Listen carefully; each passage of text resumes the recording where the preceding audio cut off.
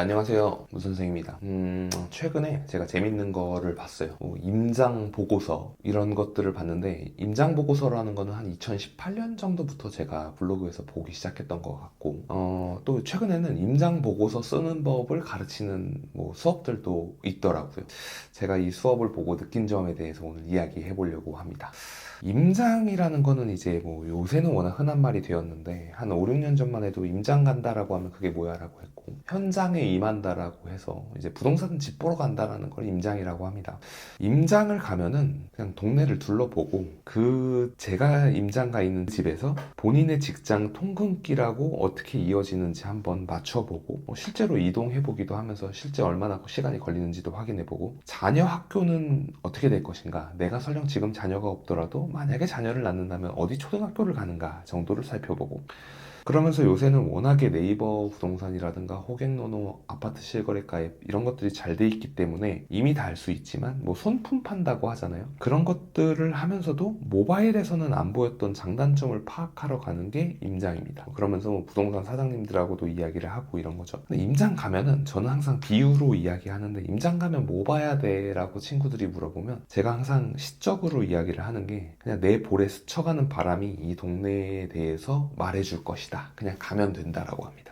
우리가 임장을 가는 게 집 보러 가는 거잖아요. 오피스나 상업시설을 보러 가는 게 아니잖아요. 그러니까 인구가 몇 명이, 유동인구가 몇 명이 있고, 전철, 마을버스 배차 간격은 어떻게 되고, 이거를 보러 가는 게 전혀 아닙니다. 가면 그냥 당연히 보이게 돼 있어요. 내가 매일 살아가고 있을 때 편안함을 느끼는지 불편함을 느끼는지, 어떤 거에서 편안함을 느꼈고 만족을 했었고, 어떤 거에서 불편함을 느끼고 불만족했는지를 알기 때문에 그냥 가면 느낌이 말해줍니다. 그런데 우리나라가 사교육이 굉장히 왕성한, 전 세계적으로 최고의 사교육을 갖고 있는 나라잖아요. 그러니까 성인이 돼서도 이 사교육에서 벗어나지를 못하고 가스라이팅을 당하고 있다고 저는 생각합니다.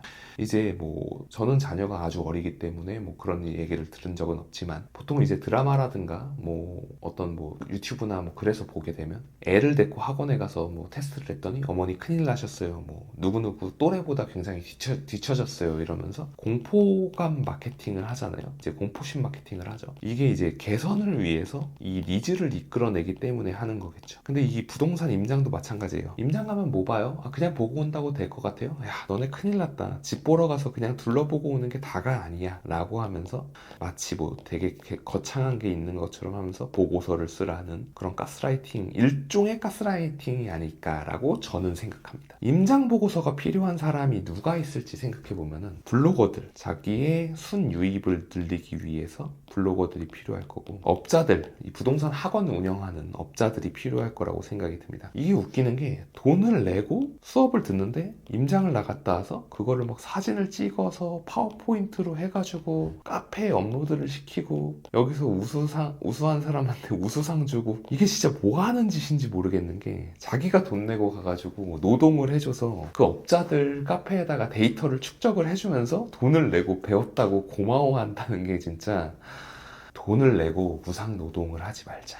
엄연히 무상노동을 하고 있는데, 무상노동하고 배웠다고 하면 모르겠는데 돈을 심지어 냈어요. 그런데 왜 그렇게 하는지 모르겠고, 임장은 그냥 느낌 그대로 하는 겁니다. 그냥 아파트 사러 가서 공인중개사 사장님 찾아가서 원베일리 하나 주세요, 이런 식으로 그냥 하는 거지. 그냥 내가 알아보고 모든 공개되어 있고 유튜브에 있고 블로그에 다 무료로 돌아다니는 자료들이 있는데, 내 불안한 마음을 메꾸기 위해서 굳이 그렇게 돈을 내고 무상 노동을 해주지 말자. 그리고 또 요즘은 또 청약을 하기 굉장히 좋은 시즌이기 때문에, 굳이 그런 투자는 쉽게 돈을 벌려고 하는 거고, 부동산 투자는 우리가 가장 쉽다고 생각하기 때문에 하는 겁니다. 발품을 열심히 팔고 내가 노력하는 것과 내 투자 수익률이 절대로 비례하지 않습니다.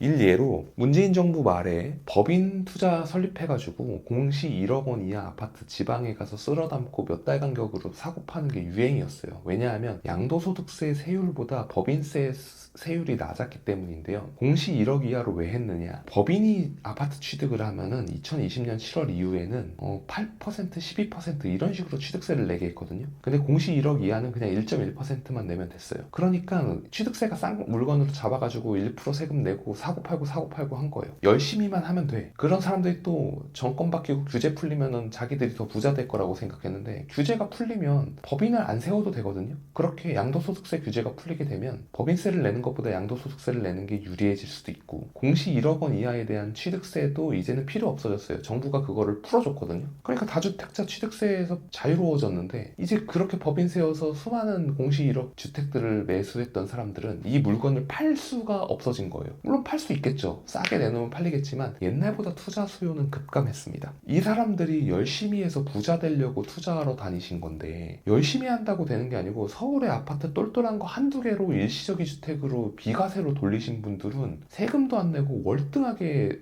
훨씬 더 많이 버셨거든요. 거의 뭐 10억대 이상을 차익을 내신 분들이 훨씬 많습니다. 투자는 열심히 한다고 되는 게 아니고 잘해야 되는 게임인데, 내가 임장보고서 쓰고 발품하고 뭐 카페 가서 글 올리고 인증받고 이런다고 투자 수익률이 올라가는 거 절대 아니에요. 그러니까 제발 그런 짓 하지 말고 좀 더 차분하게, 차라리 그냥 청약을 받아서 8년 10년 보유하다 팔겠다, 반포 방배 이런데 대규모 청약들 나오고 마포에도 나오니까 그냥 그거 받아서 팔겠다, 뭐 행당동에 청약 나오니까 그거 받아서 팔겠다, 이게 훨씬 더 똑똑한 거고 훨씬 더 좋은 수익률, 그리고 내가 그냥 투자해서 묻어놓고 내 본업에 집중할 수 있는 체력, 그리고 가족 안에서의 안정 다 가져올 수 있는 거기 때문에 절대로 투자를 열심히 하는 게 아니라는 그런 생각을 명심하시면 좋겠습니다. 오늘도 긴 영상 시청해 주셔서 감사합니다. 오늘도 수고하셨습니다.